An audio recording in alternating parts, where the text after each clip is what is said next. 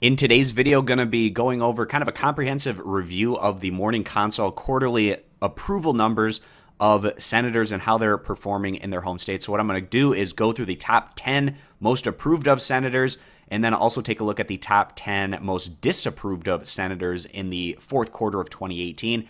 And then beyond that, I want to take a look at how the senators are looking that are up for re-election in 2020 in more competitive states, and also how potential Democratic 2020 hopefuls are looking in terms of their approval numbers in their home states as well. So starting off here, one of the potential Democratic 2020 hopefuls, Bernie Sanders, tops the list again. I believe this is the 11th straight quarterly report from the Morning Consult where Bernie Sanders has been the most approved of senator in his home state. And what we get in these most approved of senators, it's usually in states that have pretty strong partisan leans one way or the other. So we're seeing that in the state of Vermont with the top two results here with Sanders and Leahy. But then also we have the Republican in Wyoming, John Barrasso, just won his reelection bid very comfortably. But we have the two senators from Wyoming at number 3 as well as at number 9. And then also we have the two senators from South Dakota, very Republican-leaning states, at number 4 as well as at number 10. And then beyond that, we have the two Democrats from Hawaii at number 5 and number 7. Amy Klobuchar, a little bit of an outlier here, given the fact that Minnesota, it is a Democratic-leaning state, but not nearly as much as Hawaii or Vermont, for instance. And she's doing very well, significantly above water, a positive 31% gap there to the approval side compared to the disapproval. And then also the independent from Maine, Angus King, he did very well in his reelection bid in 2018. He comes in at number 8. And that wraps up this top 10 list. And now I want to take a look at the bottom 10 senators. Jeff Flake did not run for re-election, and it's probably for the best that he didn't, because he probably wouldn't have won when we take a look at these numbers and just how significantly underwater he is. Only a 28% approval, which is significantly lower than even some of these other very disapproved of senators. And then obviously the Democrats going up and picking up that Senate seat in the state of Arizona. But then beyond that here, Claire McCaskill losing her re-election bid significantly underwater, a negative 13-point gap. And I think this greatly rebuffs what McCaskill has been saying. She's gone on the record as saying she thinks the Democratic Party needs to be more modeled like her stance, which is very centrist, Wall Street, corporate-friendly, war-friendly, anti-immigrant. And even in a Republican-leaning state, having a Democrat that has a lot of Republican policy positions, even then, it's just showing that she's not getting great support, obviously, even from the Republicans, even though she is willing to reach across the aisle and vote with them on a lot of those types of issues. But also, she's probably alienating a lot of her Democratic base as well. And at the end of the day, she was not able to win her re-election bid. And I think it really rebuffs what she's saying, because I bet if we take a look at Bernie Sanders' approval ratings, for instance, in Missouri, he'd probably be at least, I'd say, 5 to 10 points above water in approval. And he's much further to the left. And McCaskill is saying, well, we can't go to the left and model ourselves like Bernie Sanders' wing of the party, even though in her state of Missouri, I bet that Bernie Sanders has a significantly higher approval rating than what she's showing here. And also, the fact that she wasn't able to win re-election should also be an indicator that having these centrist, Republican-friendly Democrats aren't the way to go in winning these Republican-leaning states. And we actually saw that in a number of elections in 2018, and we'll get through that as we hit some of these other more disapproved of senators. But moving on to number 3 here, Mitch McConnell, he's up for re-election in 2020, and he's likely to have a pretty competitive race. It depends on who the Democrats put up against him, but if the Democrats put up a really strong candidate or somebody that has a lot of name recognition or appeal, I think that this seat is going to be very much in play in 2020. But then we go to number 4, Bob Menendez. I actually think he probably would have lost his re-election bid if 2018 wasn't such a significantly strong year for Democratic turnout, especially in the state of New Jersey, where we saw some of their congressional districts flip over from Republican to Democratic hands.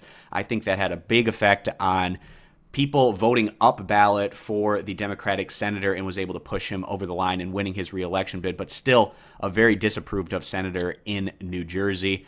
Dean Heller, he lost his re-election bid in Nevada, which is a state that's becoming more Democratic year in and year out. So the Democrats were able to pick up that Senate seat in 2018. Heidi Heitkamp lost her re-election bid in North Dakota to the Republicans. Bill Nelson lost his re-election bid to the Republicans in Florida. And then beyond that, Jon Tester actually bucking the trend here. He was able to win re-election as a Democrat in a Republican-leaning state in Montana. But the difference here for Tester is his approval numbers at 51% compared to these other Democrats who lost. Bill Nelson only at 40, Heidkamp at 42, McCaskill at 36. You can see a pretty significant difference there in their overall approval side, even though he does have a relatively high disapproval number. And then Chuck Grassley, I believe he's up for re-election in 2022, so not this next time around, but that's definitely a seat the Democrats should target and try to pick up, as he's only slightly above water by about 2 percentage points.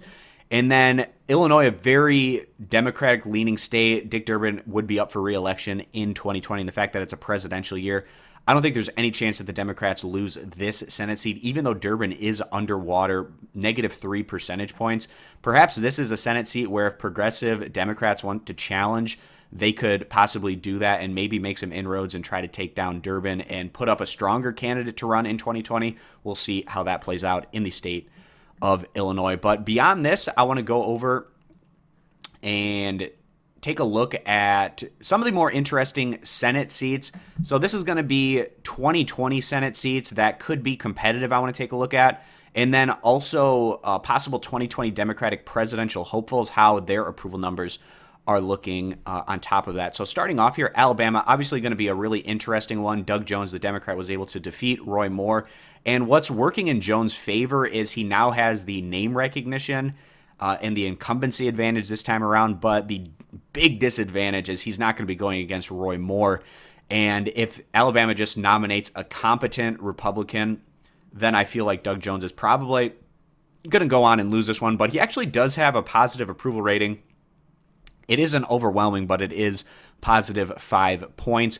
What I found kind of interesting is Lisa Murkowski, a very moderate Republican. She's actually underwater by -3 percentage points. So that's telling me that there's a lot of disgruntled Republican voters that are saying that we don't approve of Lisa Murkowski because she probably is getting some approval from Democratic voters in the state of Alaska, but she's still underwater. Murkowski is one of the few remaining moderate Republicans in the Senate, and every once in a while she does go on and vote with the Democrats, and perhaps that's not playing well for her in Alaska. Moving down, Arizona here with John Kyle. This is John McCain's seat, and Kyle's not going to be running for re-election, so it's going to be an open seat and should be very competitive and a possible another pickup here for the Democrats after they just did that with Jeff Flake's seat. And moving on down, a 2020 Democratic hopeful, Kamala Harris. You'd probably like to see Harris's numbers better if you're a Harris supporter, given the fact that California is a very Democratic-leaning state. And the fact that she's only at 43% isn't necessarily the most positive. She does have a better ratio than Feinstein, who's a more conservative Democrat, though. In California, she's at about positive 14 percentage points compared to Feinstein, who just won re-election, is only at positive 6 percentage points. And Feinstein's really alienated a lot of progressive voters, given her conservative track record in the Senate. Moving down here, the Republican Cory Gardner in Colorado, he's going to be up for re-election in 2020.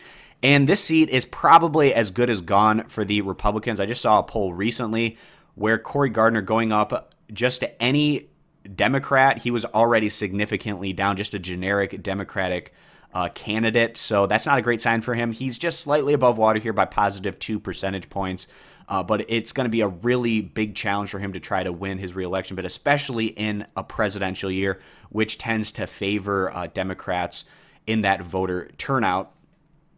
Moving down, Chris Murphy, he's probably not going to be running for president in 2020. Not completely out of the realm of possibility that he runs for president at some point in the future, but decent numbers, positive 14% approval there in the state of Connecticut. And moving on down here, this actually kind of surprised me. So Marco Rubio, he was supposed to be the young up-and-comer and future face of the Republican Party. He obviously went on and lost the 2016 bid against Donald Trump and Ted Cruz, coming in third place, but not the greatest numbers for him in the state of Florida, only slightly above water here by about 3 percentage points.